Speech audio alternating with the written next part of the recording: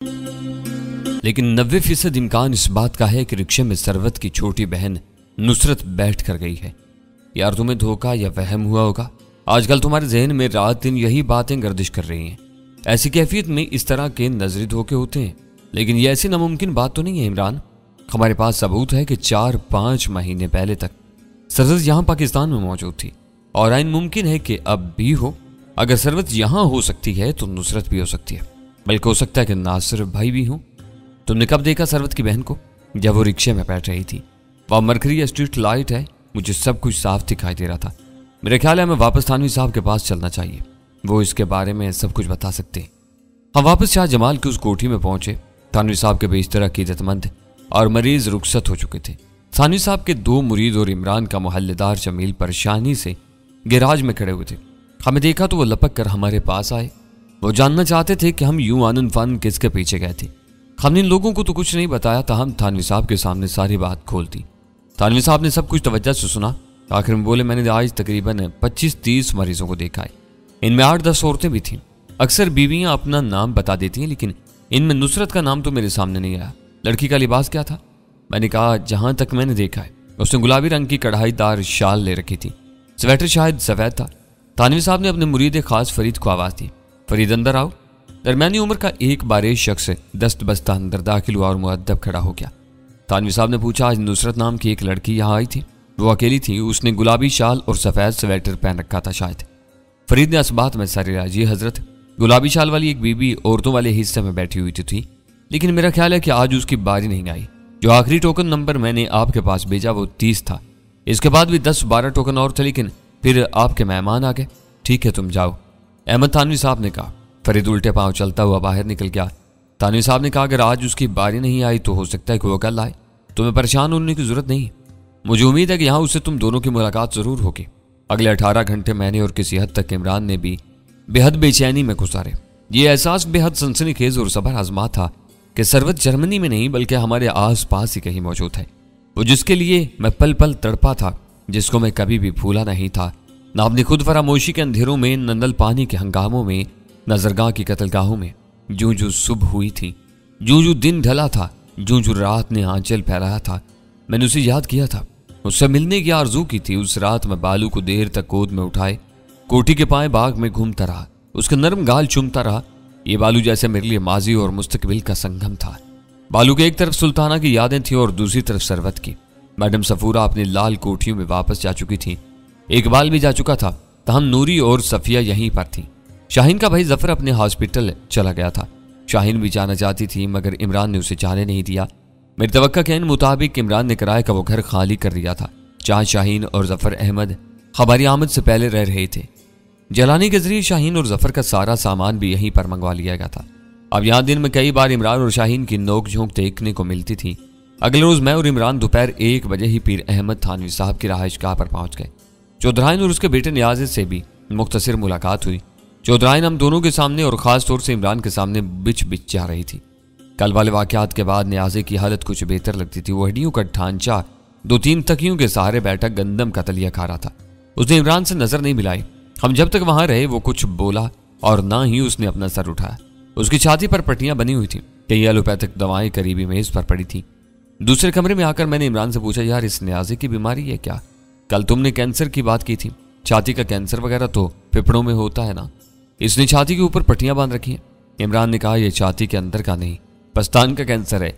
ये breast cancer आमतौर पर औरतों में होता है, लेकिन शाज़ो नादर कोई ऐसा केस भी होता है जिसमें मरीज मर्द होता है। यह नियाज अभी इसी तकलीफ का शिकार हुआ है। पीर सादिक शाह के चक्रों में रहता तो शायद अब तक अदम आबाद की तैयारी शुरू कर देता, लेकिन इसकी खुशकिस्मती के यहाँ अहमद थानवी साहब के पास आ गया। इन्होंने रूहानी इलाज के साथ साथ इसका डॉक्टरी इलाज भी शुरू कराया। अब इस हवाले से यह काफ़ी बेहतर है। अहमद थानवी साहब ज़ोहर और मगरिब के दरमियानी वक्त में अपने अकीदतमंदों और मरीजों से मुलाकात करते थे। वो इन्हें वज़ाइफ बताते, नमाज रोज़ी की तलकीन करते थे। इनके पास हिकमत के हवाले से कुछ मुजर्रब नुस्खे भी थे जो वो अपने ख़ास मरीजों को इस्तेमाल कराते थे। तामगरी ने ज़रा सा भी शुबा होता था कि फ़लाँ मरीज़ को मुनासिब डॉक्टरी इलाज की ज़रूरत है तो वो फ़ौरन इसे किसी डॉक्टर की तरफ रेफर कर देते थे। मरीज़ और अकीदतमंद आने शुरू हो गए थे। हम बहुत बेकरारी से मुंतज़िर रहे, लेकिन जिसको नहीं आना था वो नहीं आया। यहाँ तक कि मगरिब हो गई और लोग वापस जाना शुरू हो गए। मायूसी का धुआं मेरे सीने में भरने लगा। जिसके बगैर जैसे तैसे 4 बरस गुजार दिए थे, अब उसके बगैर घड़ियां गुजारना मुश्किल हो रहा था। अगले रोज भी यही हुआ। मैं और इमरान 12 बजे ही थानवी साहब की रहाइशगाह पर पहुंच गए। लोगों की आमद का सिलसिला शुरू हुआ और हम बेचैनी से इंतजार करने लगे। ये प्रोग्राम यही था कि अगर वो आ गई और वो नुसरत ही हुई तो हम उसके सामने नहीं आएंगे। खां अहमद थानवी साहब रस्मी अंदाज में उसका पता ठिकाना पूछ लेंगे। जब वो यहाँ से वापस जाएगी तो हम इसका पेशा करेंगे। लेकिन ये सब तो तब होता जब वो आती। उसका तो कोई नामो निशान भी नहीं था। वो रात भी आलम में बेकरारी में गुजरी। रात के खाने के बाद मैं अकेला बागीचे में टहलता रहा और सरवत के बारे में सोचता रहा। अनगिनत सवालात ज़हन में कलबलाते रहे। क्या वो अभी तक मेरा इंतजार कर रही होगी? क्या उसने शादी कर ली होगी? क्या उसके दिल में अब भी मेरी चाहत होगी? मैं बालू के बारे में उसे क्या बताऊंगा? सुल्ताना का जिक्र किस तरह करूंगा? मुझे अपने अक्कम में कदमों की चाप सुनाई दी। मुड़कर देखा तो फरा थी। उसने बालू को उठाया हुआ था। बालू मुझे देखकर हुमकने लगा था। मैंने उसे प्यार किया और अपने बाजुओं में ले लिया। फरा मेरे साथ साथ टहलने लगी। भाईजान आप परेशान हैं, ठीक से खाना भी नहीं खाते, रात को देर तक जागते रहते हैं, आप बताते क्यों नहीं? मैंने चेहरे पर जबरदस्ती मुस्कुराहट सुझाई और फरा के सर पर हल्की सी चपत लगाते हुए कहा, तू हमेशा की तरह वहमी है, किसी न किसी मसले की खोज में रहती है। नहीं भाईजान, मेरा दिल कहता है कि आप परेशान हैं। कल आतिफ भी यही कह रहा था। उसे डर है कि शायद आपने सेठ सिराज से उलझना शुरू कर दिया है। क्या वाकई ऐसी बात है? नहीं फरा, तुम दूर दराज के अंदेशों को दिल में जगाते रही हो। सेठ सिराज का तो अभी कोई खोज खुरा ही नहीं है। पता नहीं कोई खबीस पाकिस्तान में है भी या नहीं। आतिफ कह रहा था कि इमरान भाई शाहीन बाजी को इसलिए यहाँ लेकर आए हैं कि उन्हें सेठ सिराज की तरफ से कोई खतरा था। अब वो भी मेरी और आतिफ की तरह इस 4 दीवारी में रहने पर मजबूर हो गई है। मैंने मुस्कुराते हुए कहा, फरी मुझे लगता है तेरे अंदर किसी 80-90 साल बुढ़िया की रूह घुस गई है जो तुझे हर वक्त फिक्रों में मुब्तला रखती है। उसकी आंखों में नमी आ गई। भाईजान मेरा दिल चाहता है कि हम सब फिर से पहले की तरह हो जाएं। हमारी किसी से दुश्मनी हो, ना ही ज्यादा दोस्ती हो। कहीं किसी अनजान जगह पर एक छोटा सा घर हो जहां हम सुकून से रहें। आतिफ अपनी पढ़ाई मुकम्मल करे, आप कहीं सर्विस करें और तुम्हारी शादी हो जाए। मैंने उसकी बात उसकी। नहीं भाईजान, वो ठिनकी, आप शादी करें, हमारे घर में रौनक आए, हमारी उदासियां दूर हों। वो रात की रानी के एक पौधे के पास खड़ी हुई थी और उसके फूलों पर नजाकत से उंगलियां चलाने लगी। मैं इस मासूम बेखबर लड़की को कैसे बताता कि वक्त के फूलों के नीचे से बहुत सा पानी गुजर चुका है। वो जिस खुशबूदार जिंदगी के सपने देख रही है वो कुछ सांप सिफ्त लोगों की वजह से जहरीली हो चुकी है और ये ऐसा जहर है जिसका त्रियाक आसानी से मिलने वाला नहीं। वो बेखबर क्या जानती थी कि वो अब भी जिस जगह खड़ी फूलों को सहला रही है, 5 चंद दिन पहले हमने एक लाश दबाई है। वो चीदे के मदफन के ऐन ऊपर खड़ी थी। मैंने उसे अपनी तरफ खींच लिया और उसे अपने साथ लगा लिया। उसका सर चूम कर कहा, फरी वही होगा जो तुम और आतिफ चाहते हो, लेकिन इसके लिए थोड़ा सा इंतजार करना पड़ेगा। अचानक मुझे खामोश होना पड़ा। मैंने शाहीन को देखा, उसके कंधे से बैग झुल रहा था और वो मरे कदमों से बैरूनी गेट की तरफ जा रही थी। फरा ने भी उसे देख लिया। मैंने कहा, लगता है कि आज फिर इमरान से इसकी लड़ाई हुई है।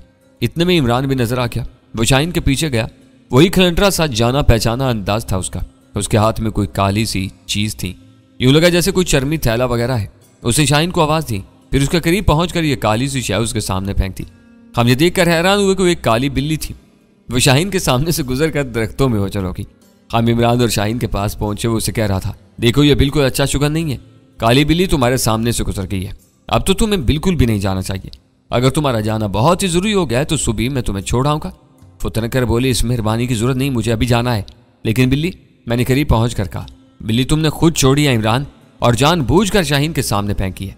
कम अज कम इस भोंडी दलील के जरिए तो तुम शाहीन को नहीं रोक सकते। वो बोला, लेकिन यार ये भी तो देखो कि बिल्ली किसी और तरफ भी भाग सकती थी। वो शाहीन के सामने से होकर निकली है। इसी को शुगन कहते हैं, इसे बेहूदगी कहते हैं और मुझसे ये बेहूदगियां और बर्दाश्त नहीं होती। शाहीन ने कहा, वो वाकई आजुर्दा थी। अब क्या किया इसने? मैंने शाहीन से पूछा। इसने जवाब नहीं दिया। उसकी आंखों में नमी आ गई थी और छोटी सी नाक सुर्ख होती जा रही थी। इमरान बोला, यार बस इतनी सी बात है। मैंने कह दिया कि शादी के लिए लड़कियों की एक उम्र होती है, अब इसे शादी कर लेनी चाहिए। बल्कि मैंने इस काम को मजीद आसान भी कर दिया है। एक बड़ा अच्छा लड़कंदा ढूंढा इसके लिए। लड़कंदा क्या होता है? फरा ने पूछा। लड़के और बंदे की जमा है ये, यानी दरमियानी उम्र का मर्द। अच्छा भला स्मार्ट है, एक चैनल में एंकरी भी करता है, ऊपर नीचे की अच्छी कमाई है। सबसे बड़ी सिफ्त इसमें यह है कि भुलक्कड़ भी है। इतना भुलक्कड़ के बस कुछ ना पूछो। कई दफा तो टॉक शोज के दौरान में ब्रेक लेता है और फिर वापस आना ही भूल जाता है। करीब ही उसका घर है, घर चला जाता है। पौन घंटा इश्तिहार चलते रहते हैं, फिर अचानक उसे याद आता है कि वापस भी आना था। तब तक टाइम खत्म हो चुका होता है। स्क्रीन पर आकर वही घिसा पिटा फिक्रा बोलता है, नाज़रीन वक्त कम था और मौजू बहुत वसी था, बहुत ही ज्यादा वसी था। हमने इसे ज्यादा छेड़ा ही नहीं। अब आपसे इजाजत चाहते हैं, खुदा हाफिज। अब सोचो तो अभी ऐसा भुलक्कड़ शौहर कहीं मिल सकता है? तुम साबित क्या करना चाहते हो? मैंने पूछा। भुलक्कड़ शौहर बीवी के लिए बहुत बड़ी नेमत खुदाबंदी होता है। अल्लाह के बंदे को पता ही नहीं चलता कि जेब में कितने पैसे थे, कितने निकले और कितने रह गए। जुमेरात को होने वाली बेइज्जती जुमे को भूल जाता है। मेरे ख्याल में तो ये लड़कंदा बड़ा आइडियल शौहर साबित हो सकता है। पिछले दिनों एक टॉक शो में एक तारीखी जुमला बोलकर कहने लगा, आजकल टीवी ड्रामों में इतनी औरतें होती हैं कि मैं देख देख कर सोचती हूँ क्या दुनिया में बस औरतें ही रह गई हैं। अंदाजा लगाओ, औरतों के बारे में बात करते करते अपनी जिन्स भी भूल गया। मैंने कहा, अगर इतना भुलक्कड़ है तो कुछ और भी ना भूल रहा हो। मेरा मतलब है कि कहीं बच्चे बच्चे ना हो उसके। यार तुम हर बात का मनफी पहलू लेती हो। तुम जरूर किसी बड़े चैनल को ज्वाइन करोगे। चलो जो भी है, लेकिन तुम दानिस्ता काली बिल्ली शाहीन के सामने से गुजार कर इसे रोक नहीं सकते। इसके लिए तुम्हें माफी मांगनी पड़ेगी। माफी तो मैं हरगिज नहीं मांगूंगा, वकड़ कर बोला। हाँ कहो तो हाथ वगैरह जोड़ देता हूँ। आखिरी अल्फाज उसने मस्कीन लहजा में कहे। फिर बाकी उसने बड़ी दिल जमी के साथ शाहीन से माफी तलाफी की, यहाँ तक कि वो बेसाख्ता मुस्कुराने पर मजबूर होगी। फरा ने कहा, भाईजान बाकायदा कानों को हाथ लगा कर कहें कि अब शाहीन बाजी के सामने कभी काली बिल्ली नहीं गुजारेंगे। उसने झट शाहीन के कानों को हाथ लगाया और फिक्रा तुराया। शाहीन अपने कान चुराते हुए बोली, और अपनी नजर भी टेस्ट करवाओ। जनाब इमरान साहब, ये शुगन जो तुम बता रहे हो काली बिल्ली के लिए बना हुआ है, काले बिल्ले के लिए नहीं। जो आपने मेरे सामने से जबरदस्ती गुजारा वो काला बिल्ला था। नहीं बिल्ला था? नहीं नहीं यार। इसी दौरान में वो काली बिल्ली फिर से चहलकदमी करते हुए इधर निकल आई। हमने ध्यान से देखा, वो वाकई बिल्ला था। इमरान ने कानों को हाथ लगाकर मेरी तरफ देखा। देखो जिगर, तुम मेरी परस्तारों रीमा नरगस को यूं बदनाम करते हो। आजकल तो हर लड़की तूफान है। इतनी तेज नजरें इन लड़कियों की कि एक सेकंड में जनाना मर्दाना सिफ्तों का पोस्टमार्टम कर लेती हैं। शाहीन शोल्डर बैग पकड़कर उस पर चपटी। वो चलावे की तरह बरामदे की तरफ निकल गया। अगले रोज हम फिर 12 बजे के करीब पीर अहमद थानवी साहब के घर की तरफ रवाना हो गए। आज इमरान ने एक मेहरान कार का बंदोबस्त भी किया था। कार पर जाएंगे? मैंने पूछा।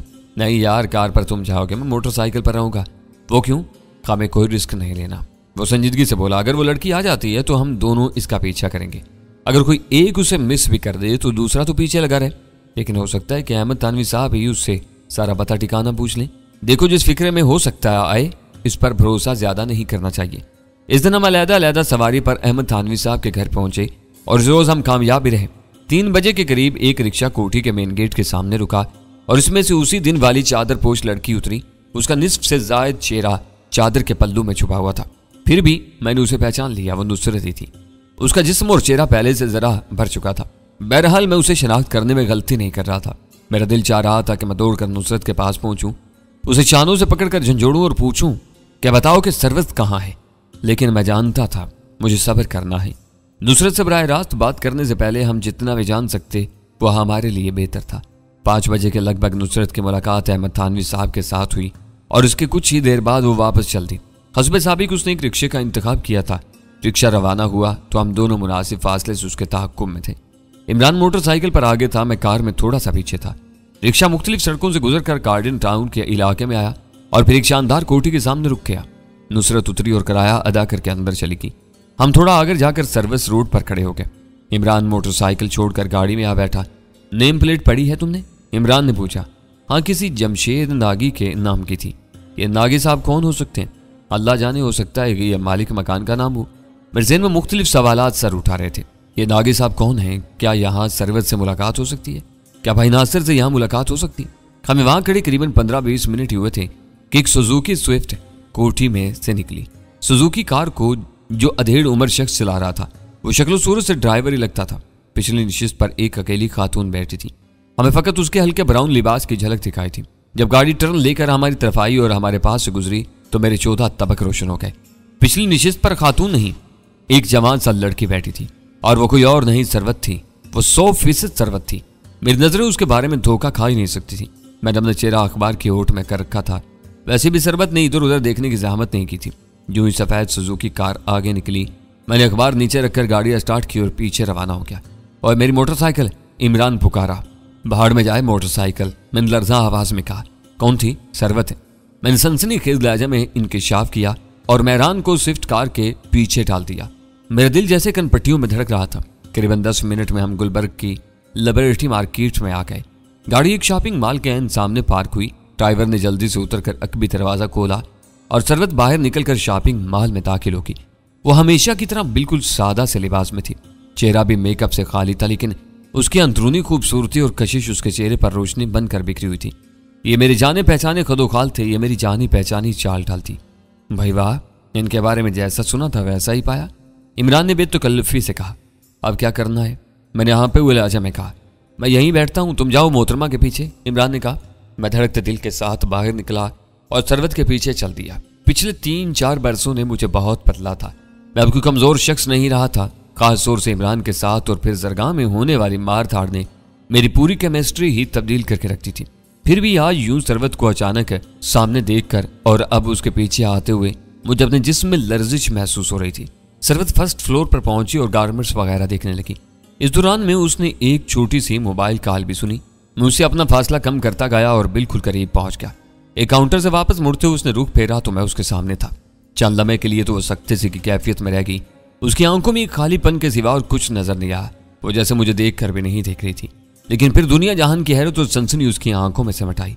चंद लहजे के लिए यूं लगा जैसे वो एकदम अजनबियों की तरह घूमेगी और दूसरी तरफ निकल जाएगी, लेकिन मैं इतना पास था और वो इस कदर वजाहत से मुझे देख चुकी थी कि नजरें चुरा लेना भी उसके लिए मुमकिन नहीं था। 4-5 सेकंड के अंदर उसके खूबरू चेहरे पर कई रंग आए। आखिर रंग आंसुओं का था। ये आंसू उसकी झील सी आंखों में चमक रहे थे। हेलो सरवत, मैं लर्जा आवाज में कहा। मेरी आवाज में सदियों का कर्ब से मटाया था। हेलो, वो बस इतना ही कह सकी और सर झुका लिया। 2 चमकीले कतरे उसके स्याह शोल्डर बैग पर गिरे। कैसी हो सरवत? ठीक हूं, उसने अजीब आवाज में कहा। अपनी नजरों पर भरोसा नहीं हो रहा, क्या मैं वाकई तुम्हें देख रहा हूं? वो कुछ नहीं बोली, बस झुकी पलकों और लर्जा जिस्म के साथ खड़ी रही। सरवत, क्या हम कहीं बैठ कर बात कर सकते हैं? इससे पहले कि वो जवाब में कुछ कहती उसके मोबाइल की बेल होने लगी। उसने स्क्रीन पर एक नजर डालकर कॉल मुनक़ता कर दी। सरवत, क्या हम कहीं बैठकर बात कर सकते हैं? मैंने अपना सवाल दोहराया। उसने मुतवाहिज नजरों से इर्द गिर्द देखा और बोल, नहीं, मेरे साथ कोई है। तो फिर कब है? ये सब मुश्किल है। उसकी आवाज में कर्ब से मटाया। क्या तुम बात भी नहीं करोगी? मेरी आवाज टूटने लगी। वो चंद सेकंड तक जैसे फैसले की सूली पर लटकी रही पिलहोले से बोली, आप मुझे अपना नंबर दे दें, मैं आपको कॉल करके बताऊंगी। मैंने उसे नंबर दिया जो उसने लर्जा उंगलियों से अपने मोबाइल में ऐड कर लिया। क्या तुम अपना नंबर नहीं दोगे? नहीं, मैं खुद कॉल करूंगी। कितना इंतजार करना होगा? मेरी आवाज भरा गई। 1-2 दिन तक, उसने कहा और तेजी से आगे बढ़ गई। मेरा मुंह खुश्क हो रहा था, सीने में धड़कन की गूंज थी। कुछ देर के लिए मुझे बिल्कुल यूं लगा जैसा मैं एक टीनएजर हूं और पहली बार किसी लड़की से बात करने की कोशिश कर रहा हूं। 2-3 रोज इंतहाई बेचैनी में गुजरे। मेरी निगाह हर वक्त अपने सेल फोन पर रहती थी। कोई SMS आता, कोई फोन कॉल आती तो मैं बेतरह चौंकता था। फिर मायूसी एक सर्द लहर की तरह मेरे रगे पैर में उतर जाती। बहुत से अंदेशे जहन में सर उभार रहे थे, कहीं वो फिर पहले की तरह अचानक ओझल तो नहीं हो जाएगी। तीसरे रोज मुझे महसूस होने लगा कि शायद मैंने सरवत की बात पर भरोसा करके गलती की है। वो कभी मुझसे राब्ता नहीं करेगी और यह भी मुमकिन है कि वो आनंद फानंद अपने गार्डन टाउन वाले ठिकाने से भी लापता हो जाए। तीसरे रोज दोपहर के वक्त सरवत की कॉल आ गई। यह किसी PCO का नंबर था। मैंने हेलो कहा तो दूसरी तरफ से उसकी आवाज सुनाई थी। खालो ताबिश, मैं सरवत बोल रही हूँ। बहुत इंतजार करवाया तुमने, मैंने भराई हुई आवाज में कहा। वो मेरी बात और मेरे लहजे को नजरअंदाज करते हुए बोली, आप कहाँ हैं? रायविंड रोड पर, इकबाल टाउन में सुपर काफी शॉप पर आ सकते हैं? आ सकता हूँ, कब तक पहुंचूं? इस वक्त 1:30 बजा है, आप ठीक 2:30 बजे पहुंच जाएं। जो ही गुफ्तगू खत्म हुई मैंने इमरान को सूरत-ए-हाल से आगाह किया। प्रोग्राम बना कि इमरान मेरे साथ जाएगा लेकिन सरवत के सामने नहीं आएगा, बस मेरे आसपास मौजूद रहेगा। हम 15 मिनट बाद ही रवाना हो गए। इमरान मोटरसाइकिल पर था जबकि मैं गाड़ी में। घड़ी की सुइयां हरकत कर रही थी और इससे कई गुना रफ्तार के साथ मेरा दिल हरकत कर रहा था। पर्दा गैब से जो कुछ ज़ाहुर में आने वाला था वो मेरे लिए बेहद अहम था। इसी पर मेरी आइंदा जिंदगी का दारोमदार था। जो कुछ भी था, दिल से गवाही बार बार आ रही थी, वह भी मुझे प्यार करती है। जिस तरह मैंने उसकी याद को सीने से लगा रखा है, उसके दिल में भी मेरी यादें मौजूद हैं। करीबन आध घंटे बाद मैं खूबसूरत कॉफी शॉप के नीम गर्म हाल में मौजूद था और सरवत का इंतजार कर रहा था। इमरान कॉफी शॉप से बाहर ओपन एयर में एक कोने में बैठा सफेर के अखबार का मुतालिया कर रहा था। इंतजार की घड़ियां बेरहम होती हैं, इसका अंदाजा मुझे पहले भी था, लेकिन आज ये बेरहमी शदीद थी। सरवत ने 2:30 बजे पहुंचने का कहा था, मगर वो 3 बजे पहुंच सकी। हस्बे साबिक उसका निस्फ से जायद चेहरा चादर के नकाब में छुपा हुआ था। सिर्फ पेशानी और आंखें नजर आ रही थी, बल्कि आंखों पर भी ब्राउन शेड के सनग्लासेस थे। वही खुश कामती, वही हलकोरे लेती हुई दिल नवाज चाल, वही एक जाम फजा खुशबू कदम से कदम मिलाकर चलती हुई उसने मुझे देख लिया था। वो सीधी मेरी मेज पर आई। मैंने उठकर उसे खुशामदीद कहा। अपना शोल्डर बैग मेज पर रखकर बैठ गई। हम कितनी देर तक खामोश बैठे एक दूसरे को देखते रहे। आंखों में नमी और होंठों पर अनगिनत शिकवे शिकायतों का बोझ था। दिल बुरी तरह धड़क रहे थे। मैंने कहा, तुम ठीक तो हो ना सरवत? उसने कहा, फिर मुझे ऊपर से नीचे तक देखते हुए होली से बोली, हम तुम कितने बदल गए ताबिश, लेकिन जो कुछ दिलों में था वो तो नहीं बदला ना। दरमियान में 4 साल का तवील वक्फा है, लेकिन मुझे यही लग रहा है कि सिलसिला वहीं से जुड़ा है जहां से टूटा था। अभी कुछ भी नहीं हुआ, सब कुछ वैसे का वैसा है। मैं अम्मी और फराह को लेकर तुम्हारे घर आया हूँ, तुम्हारी नाराजगी दूर करने के लिए, तुम्हारी ढारस बंधाने के लिए, तुम्हारी बनी हुई चाय पीने के लिए और तुमसे बहुत सी बातें करने के लिए। हाँ, लगता है अभी कुछ भी नहीं बदला। ना तुम मुझे अचानक छोड़ गई हो, ना अम्मी हमसे जुदा हुई हैं, ना हम सब तितर बितर हुए हैं। वो बेरहम 4 साल भी अभी हमारे दरमियान नहीं आए, जिन्होंने मुझे बार बार मारा और जिंदा किया। वो पलकें झुकाए बैठी रही। कुछ देर बाद दिल गिरफ्ता आवाज में बोली, अब कहाँ रहे इतना अरसा? यही सवाल मैं तुमसे पूछ सकता हूँ, लेकिन पहले तुमने पूछा इसलिए बता देता हूँ। तफसीली जवाब तो बहुत लंबा है सरवत, और शायद अभी तुम्हारे पास इतना वक्त ना हो। मुख्तसर ये कि पाकिस्तान में नहीं था, एक ऐसी जगह था जहां मुझे मेरी खबर भी नहीं मिलती थी। उत्तर प्रदेश के दूर दराज इलाके में खुद मुख्तार एस्टेट थी, दुनिया से बिल्कुल कटी हुई जगह थी। अब इन सारे हालात के बारे में मैं सोचता हूं तो जागती आंखों का ख्वाब लगता है, लेकिन ये सब तो बात की बातें हैं। हम तुम्हारे घर पहुंचे तो पता चला कि तुम और नुसरत नासिर भाई के साथ पाकिस्तान ही से चले गए हो। मैं हसरत से तुम्हारे घर के बंद दरवाजे को देखता रह गया था सरवत, और फिर आने वाले दिनों में मैंने उस बंद दरवाजे को इतनी बार देखा कि वो सोते जागते मेरी आंखों के सामने रहता था। कभी कभी तो मुझे यूं लगता था सरवत कि मैं जिस तरफ पे देखता हूं वो बंद दरवाजा ही नजर आता है। मेरा गला रुंध गया। हमारे पास उसके सिवा कोई चारा नहीं था ताबिश। हर तरफ से उंगलियां उठाई जा रही थी। हम दोनों बहनों को लगता था कि नासिर भाई को कुछ हो जाएगा, हम इन्हें भी खो देंगे। और वैसे भी नासिर भाई ने हमें कुछ बताया नहीं। इन्होंने सारी तैयारियां खामोशी से की थी।